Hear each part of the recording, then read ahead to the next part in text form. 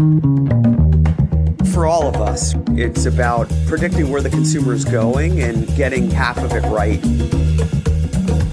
One of the things we want to do is create ads that don't suck. Embracing change creates great possibility. I'm Alan Hart, and this is Marketing Today. Today on the show, I've got Adam Pierno, Chief Strategy Officer at Santy and author of Underthink It, a marketing strategy guidebook for everyone. To many, Adam might be an unlikely candidate to write a book about strategy, having started his career at a number of different agencies and rising through the ranks on the creative side from production artist to art director to creative director. But I think that's what makes this book even more unique and more special. So if you're a planner, a strategist at an agency, or really just want to understand what those roles should be doing in their day-to-day jobs, maybe you're a client, I think you'll enjoy this interview with Adam. Adam, welcome to the show. Hey, man. Thank you so much for having me. This is awesome. Yeah, this will be a fun conversation, I think. I hope so. Well, let's start off with you. Let's tell me a little bit about your background and how you became Chief Strategy Officer at Santy. Yeah, it's actually a little weird, a little bit of luck and a little bit of just weird left turns. I came up as a creative and I worked at agencies, bigger agencies in the East Coast. I started at Hill Holiday in Boston, right out of school, and had some great creative mentors. And I was actually there when they introduced planning to the agency. Obviously, planning had been around for a while, but in the late 90s, Hill Holiday finally brought in a full team all at once. It was like 4 or 5 people they brought in. So it was a crash course from that perspective. Then I got recruited down to J. Walter in New York, and they already had a very, very well-entrenched planning team, and it was just a different take on it altogether. It was a little bit more authoritative, I guess, and less. The Hill Holiday group had to be more collaborative because it was a creative shop first, and they were brought in.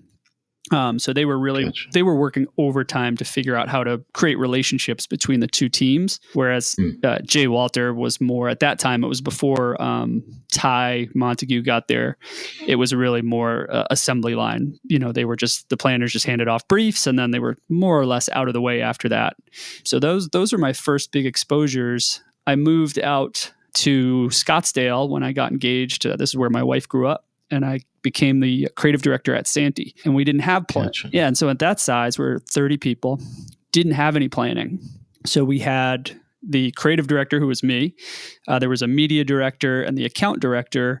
We all put our heads together on big projects and became kind of a 3-headed monster for planning. We would figure out how to do research, and we'd use we had a lot of media tools because we have a big media business unit. And so it introduced me to, okay, I've gotten this information before, but I've never really had control of it. And now I have 2 really good partners who are willing to, walk with me and figure out how to do it. So that was really my introduction to it by necessity. We knew we needed to have better briefs and better information for the creative teams. I left Phoenix for a while and moved to Atlanta, where I was working for an agency that had an outpost there, and then ended up working at Verizon in-house, which was just not a good cultural fit for me. Gotcha. Dan Santy, who's the CEO and founder of Santy, hence the clever name. We had always stayed in touch, and he said, "Hey, why don't if you want to come back to Scottsdale, let me know. I'd love to have you back." And so by the time my wife said, "Hey, we tried Atlanta, it's not working. I'd love to go home." So I called him, and he said, "That's perfect. Except I just hired a creative director who I really like, and I don't need a creative director. What else would you want to do?" And I said, "Well, why don't you write a job description for the thing you think you're missing at new business pitches or at our clients, and I'll write a job description for what I want to do because I'm really burnt on creative." And we wrote the same job description. I mean, it lined up perfectly, and it was really this chief planner role. And he had one young person who was on the digital side that had an interest in it, but really had no mentorship and didn't know, how to learn it. And now we've got a team of 4 that are doing it, and we're moving it through the organization. So that's the long and winding road of how I got from creative to strategy. For the creative people who are wondering how to do it, it's a lot of luck. So I just want to make sure I got it too. So Hill Holiday and JWT, were those creative positions or creative and planning? Oh, no. Yeah, those are pure creative positions. I was an art director. Yeah, I started as a production artist, and then I was an art director. Then at J. Walter, I went in as a senior art director, and I was only there for about little over 2 years. Nice. Okay. Very cool. Yeah, definitely non-traditional route, I think. I don't think so. Yeah. So, well, congrats on the recent book, Underthink It, which is subtitled A Marketing Strategy Guidebook for Everyone. Yeah. Thanks, man. You're welcome. I've enjoyed reading it. What drove the need for that book? Well, yeah. So it's a very strange thing, especially if someone coming from the background I just described to you. But when they made me chief strategy officer, which is a title I never imagined I would have, I just kind of started figuring it out. I mean, I just started flailing my arms and legs and starting swimming because the work had to get done right away. And we were winning more work and strategy, and we were figuring it out as we go. But about 3 years in, about that, I had a meeting with Dan, and he said, "Hey, how come, what's the training like? How come your team hasn't been trained, and what's your plan for that?" And I thought, well, I haven't been, is it okay if I swear, or is that no good? Yeah. We're like cable. Okay. You can do whatever you want. Perfect. All right, good. Because I have no pants on. So that worked out for me. It's like Cinemax now. Yeah.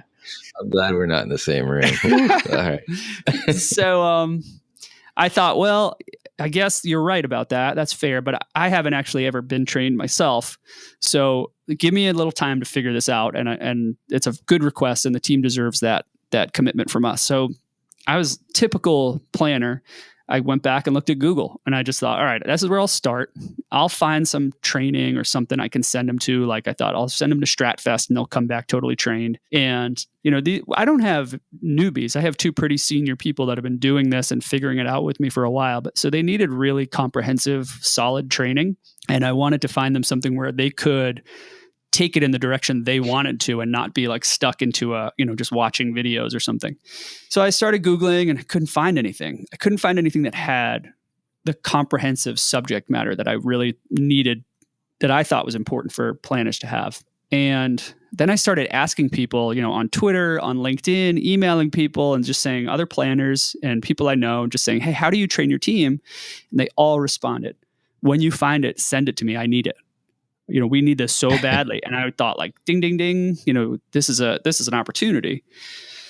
So as I'm looking, I'm bookmarking and copy pasting and watching videos and, just soaking it all in. And I was organizing it as I go because I'm super nerd. So I had a Google Doc that I was like putting it all together. And by the time 2 weeks were up, it was basically the outline for Underthink It. I mean, it was all the things I wanted to teach my team. That ultimate training course ended up, it's much longer and it's more comprehensive than the book. But if you're reading the book, you could see how it kind of sprawls. And I really had to work to constrain it and get it down to the tight book that it ended up being. Well, it's a fascinating book. And I mean, from somebody who hasn't played that much on the agency side, I always wondered what the role of a planner or strategist inside an agency was. And it was actually fairly enlightening. Does this actually clarify it, or does it make it muddier? No, it does. It does. And I'm one of those MBAs you talk about in the book. Sorry, so buddy. Like, I know. So we get a bad rap. No, but I say it with reverence, actually. I say it with respect. Well, I appreciate that, but some should get a bad rap, and others they're on the good side. But we'll leave the listeners to figure out which side I'm on. But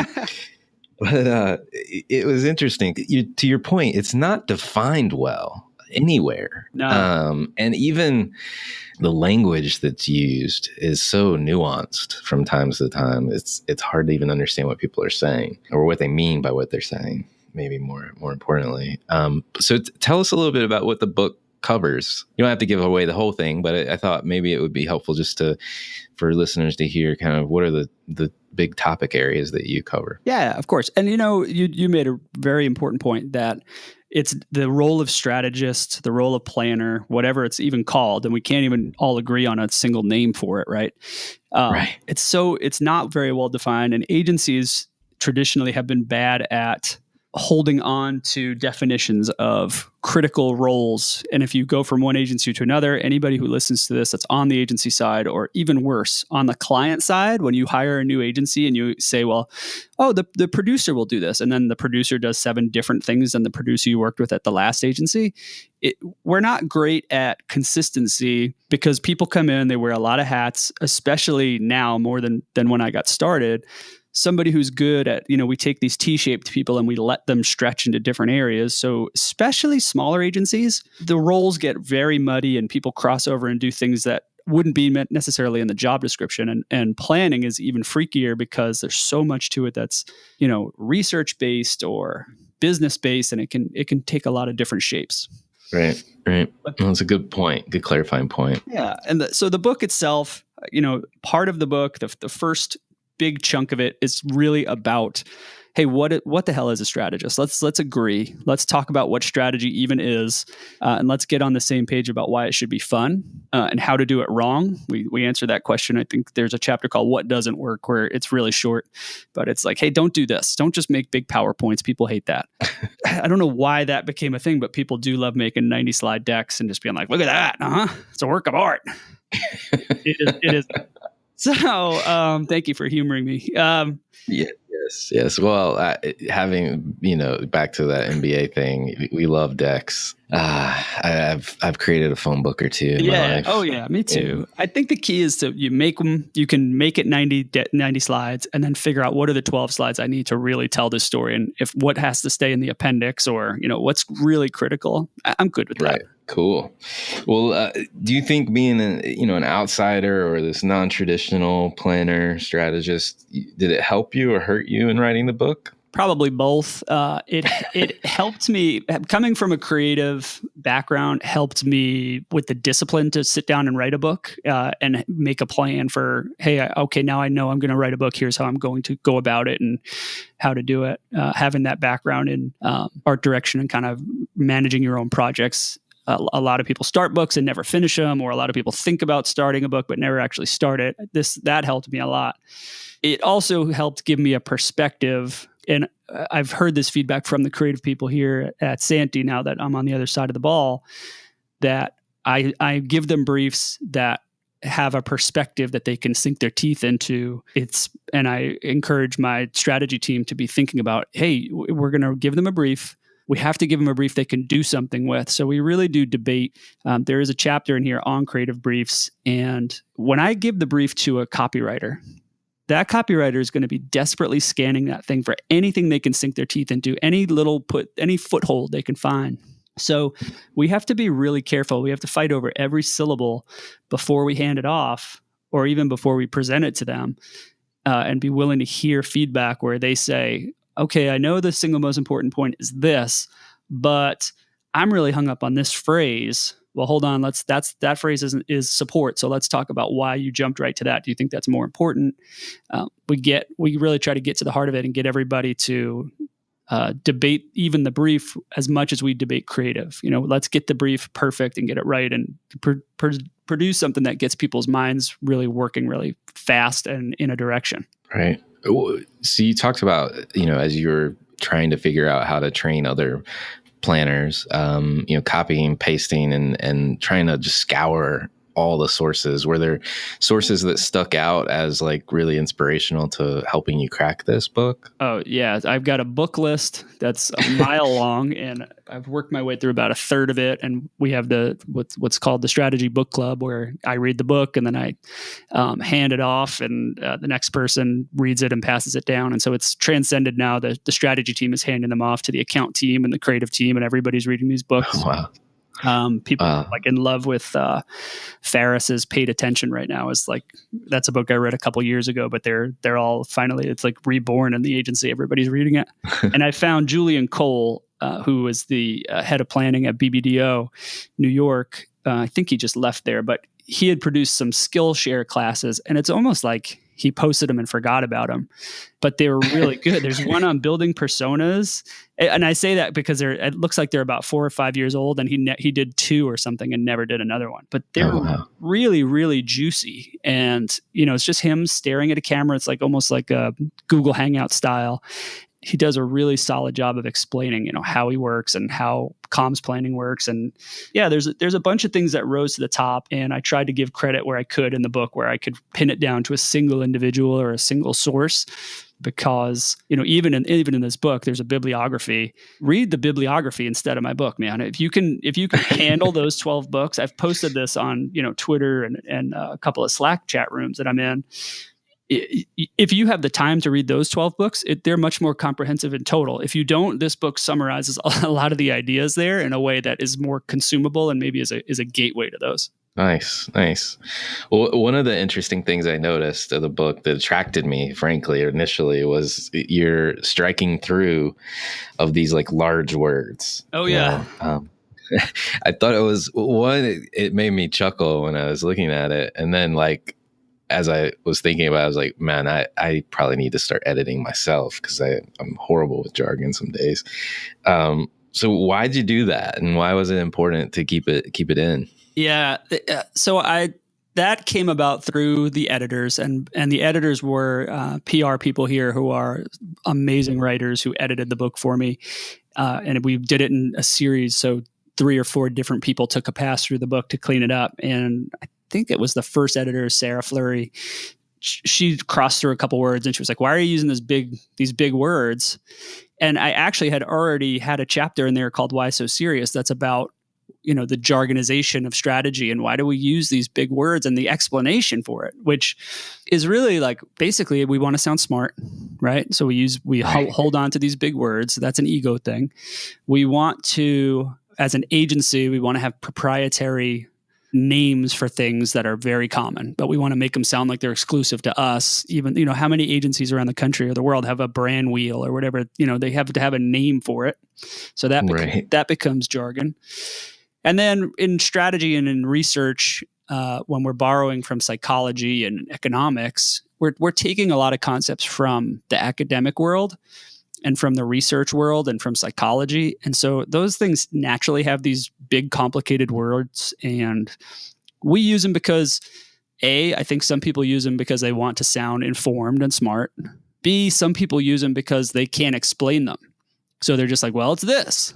But if you can find a way to explain it with smaller words, it's so much more impactful to the people listening to you because they'll actually get this, understand what the hell you're talking about, and be able to tell somebody else. And that's how ideas work when they travel. It's not useful for you to tell someone. If I could speak Mandarin and I talk to my kids that way, I might be able to hold their attention, but they wouldn't know what the hell I was saying, Right.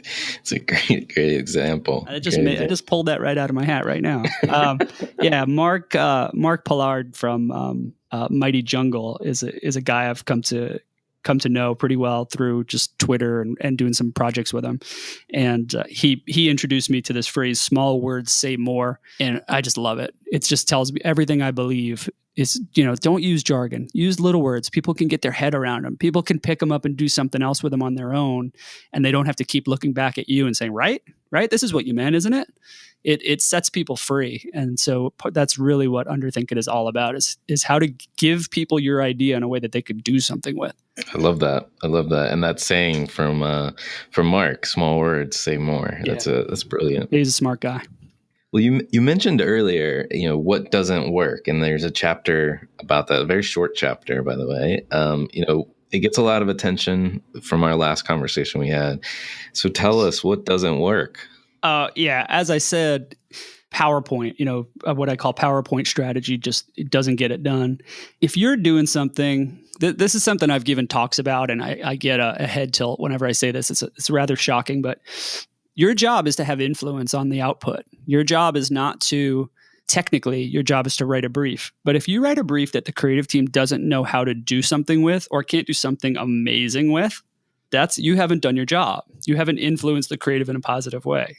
If you can't go to a client, so if I can't come to you, Alan, if I can't come to that MBA and speak to you on a level that makes you confident that the strategy is correct and that makes you say, oh, then this creative will also meet the goal that we have, I have failed. If you don't have influence, if you're not doing the job of earning influence, get a new job. And I mean, maybe it's the agency you're at is not supporting you, or maybe you should do something else entirely. But the job is not just to fill out a form and write a brief and say, oh, I like blue instead of red. The job is to really do whatever work is necessary to have influence and to make clients have faith that you know what the hell you're talking about. And then hopefully the ideas that you bring your clients work and you've earned that trust, and it becomes a cycle, a virtuous cycle of supporting your theories. And the best planners seem to do that over and over again. Interesting. Well, I've had a number of CMOs and thought leaders on the show, and a number of them are describing the siloing, and I put this in air quotes, the siloing of the agency functions. And most notably, my first interview with Bob Hoffman, I don't know if you know him, but of course. He knows him. Yeah. Everyone should know him as the ad contrarian. Yeah, that's how I found your show. Oh, okay. Cool. Yeah. So Bob's a great guy. His first episode I did with him, I've done 2 now. We went literally function by function in natural Bob fashion. He told me what was wrong with each of them. But is really this notion, the overall arching notion was the siloing, and I just want to see, you've written a book now about the strategic planning function inside of an agency. How do you think strategy needs to work within an agency, and maybe even how an agency itself, needs to function? I'm just curious. Yeah, that question is probably its own episode. There's probably smarter people than me to talk about with what the shape of an agency should be, and that's something I'm thinking about a lot. But I don't know if I'm the guy to ask. But the siloing, I can certainly answer. Clients buy, especially again at smaller agencies, under 50. Clients come in a lot of different shapes and sizes, and they want very specific things. So one client may come in and want these 3 services or these 3 functions. They just might need somebody to do web banners for them. Somebody might come in and say, I need media buying, but I only buy radio and outdoor. They only want this very specific set of functions. And so for smaller agencies, it creates a problem. And that's where that problem is. I have to keep a certain amount of people to service these weird, very specific needs. And that's where silos are born, where there's, okay, now these 3 people just are here for this one weird function, and they don't integrate with the rest of the company because there's no crossover between what they're doing day to day versus what, the rest of the agency's doing or what other clients want. Strategy is best when it's integrated. And that really comes from encouraging strategists to be normal and sit with people, and because it is an academic thing, and it is the best strategists though live life and are able to either be outgoing or overcome introversion. I'm a little bit of both. I can kind of be an introvert and just want to sit in a corner and listen with headphones, or sometimes I'll just get real amped up and want to be social.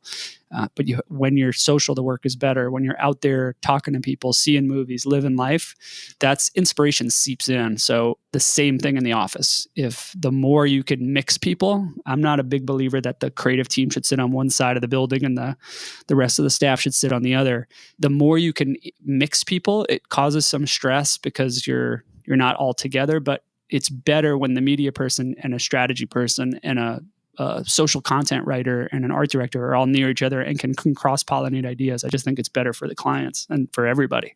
I like that a lot. So let's take that a little bit step further, because you talk about media in the book, I think it was, and not to pick on any specific agency, but there are agencies out there.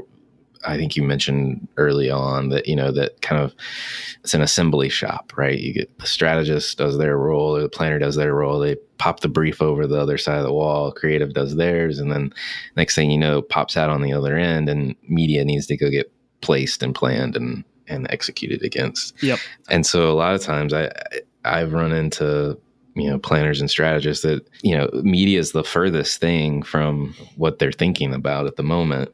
How do you think a strategist should be influencing and or just thinking about media as they're doing their job? Do you not think it's crazy that somebody that's at the top of the funnel thinking about the strategy wouldn't be thinking about where people would experience the communication? Isn't that nuts? It is nuts.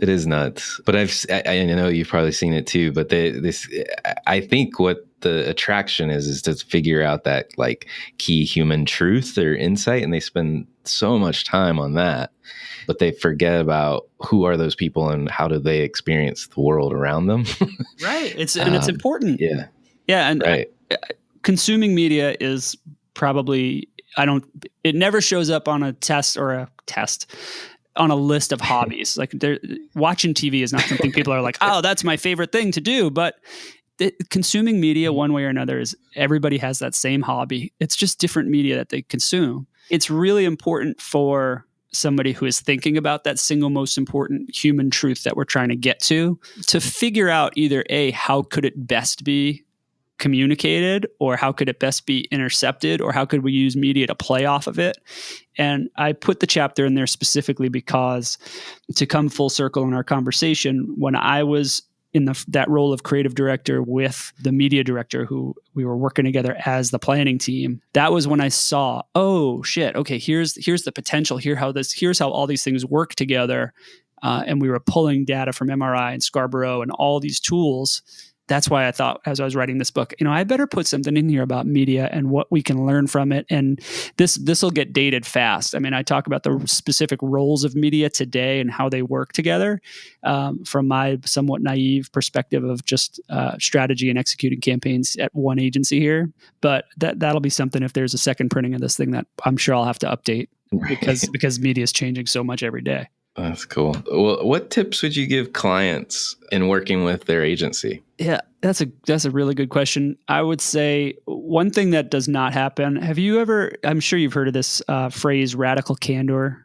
There's a weird lapse in just brutal honesty out there, where I don't know if clients are afraid of being the bad guy, or they don't know how to communicate what they're looking for or what their goals are. But it's find an agency that you can be honest with, that you are comfortable enough with the team that you can tell them what you think, tell them what your goals are, so it doesn't get to that point where you freak out and have a nervous breakdown. That's the big tip. Tell them what you want and tell them what your expectations are up front. And tell them what your goals are. Tell them how you get your bonus. The agency will run in the direction you want them to run if you tell them. And if you don't tell them, that's when you get stuff that's either way off the mark, or here's 20 options, Mr. Client, because we're not really sure, but we want to make you happy. And clients hate that. They don't want to see 20 options. In most cases, they want to see 3 really great ones that all meet the brief in different ways. Right. Well, that's great advice. So what advice would you give other strategists inside agencies? Open a car wash. No, I'm just kidding. Just kidding. I've thought about doing that, but I don't think it's for me. Go experience life outside of agencies as much as you can. A lot of the books that I read are, not agency books. Read fiction to get inspired. Read nonfiction to get inspired. Find your own sources of inspiration, and don't be afraid to follow them.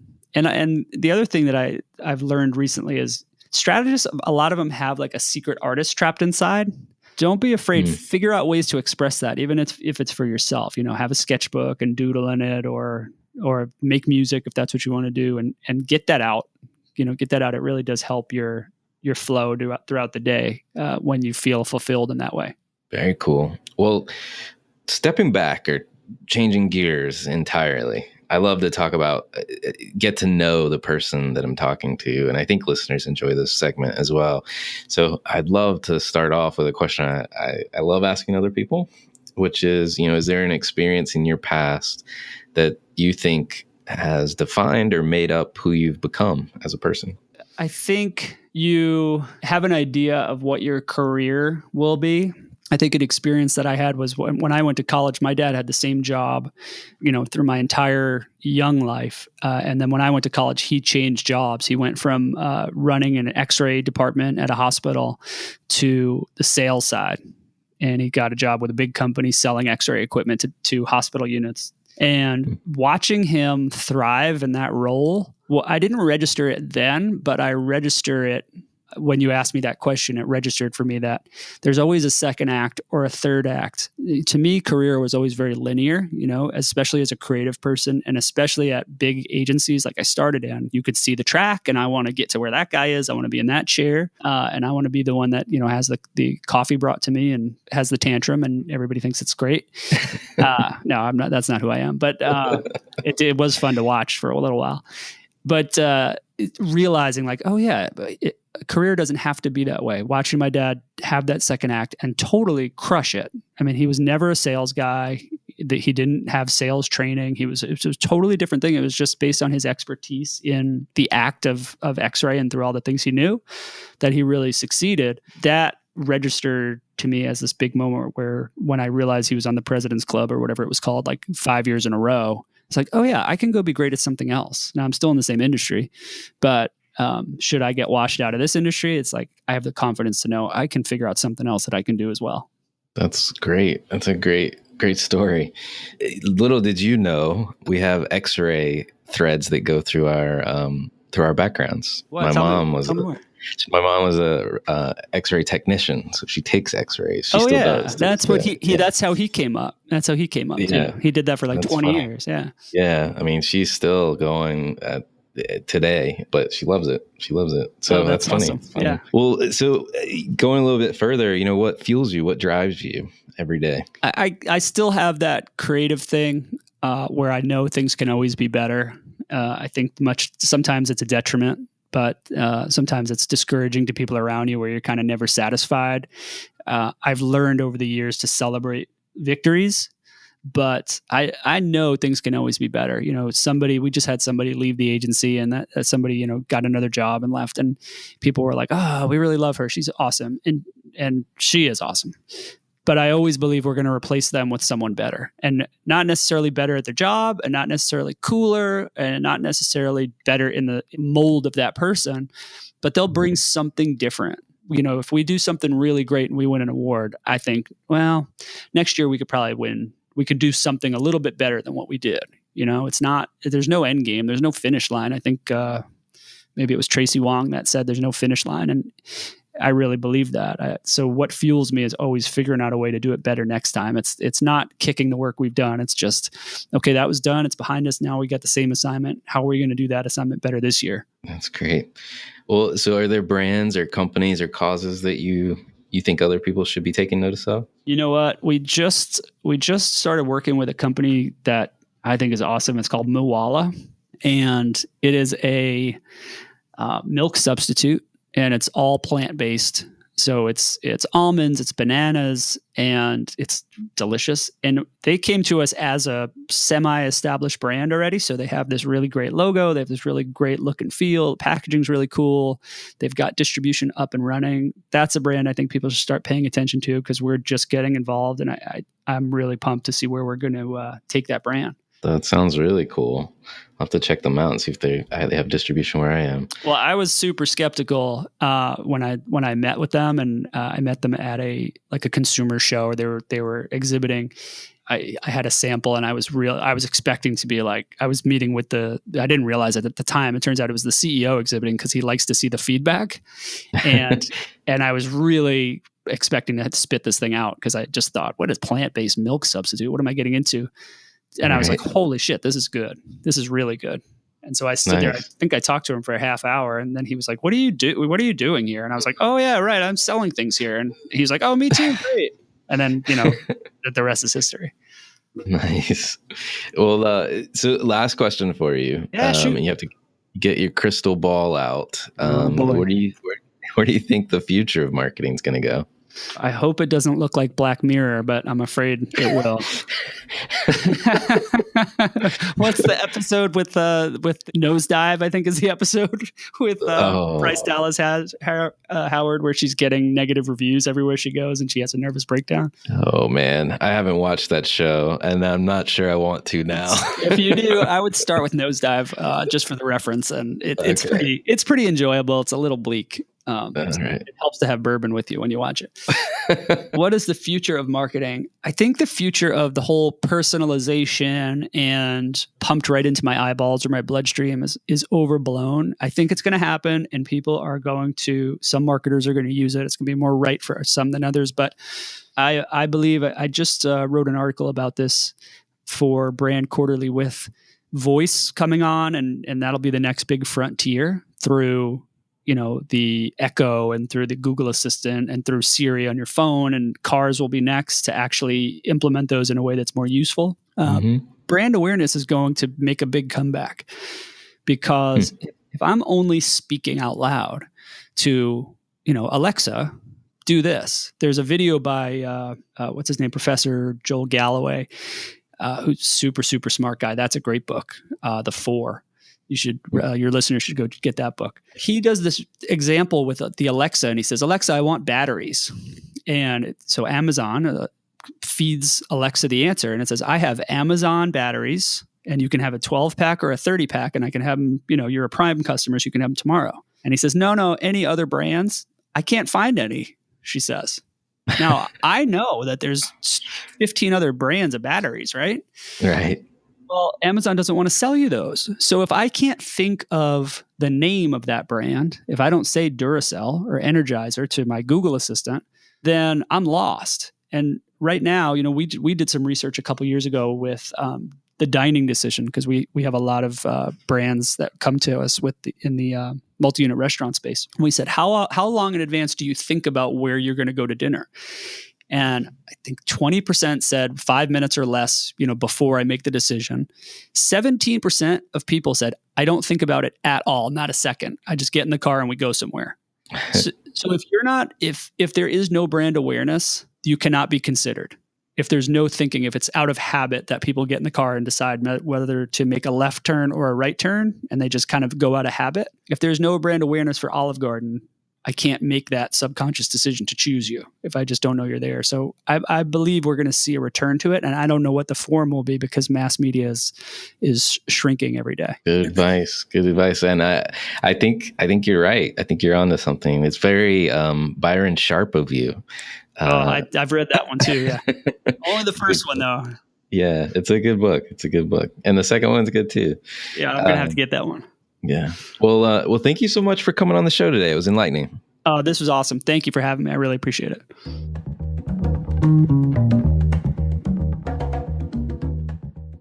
Marketing Today is brought to you by Atomic. Atomic focuses on unleashing the growth potential for clients we serve. Atomic is a strategic consultancy specializing in business, marketing, brand, and innovation. Our singular goal is to help you accelerate your efforts with the right mix of expertise, analysis, and creativity. Check us out at atomic.com, ATOMCK.com. Hi, it's Alan again. Marketing Today was created and produced by me, with project management by Sarah Williams, audio production by Aaron Campbell, writing and editing by Kevin Greeley, social media support by Megan Woods, art and graphic design by Sarah Dell. If you're new to Marketing Today, please feel free to write us a review on iTunes or your favorite listening platform. Don't forget to subscribe and tell your friends and colleagues about the show. We love to hear from listeners at info@atomic, ATOMCK.com. I'm Alan Hart, and this is Marketing Today.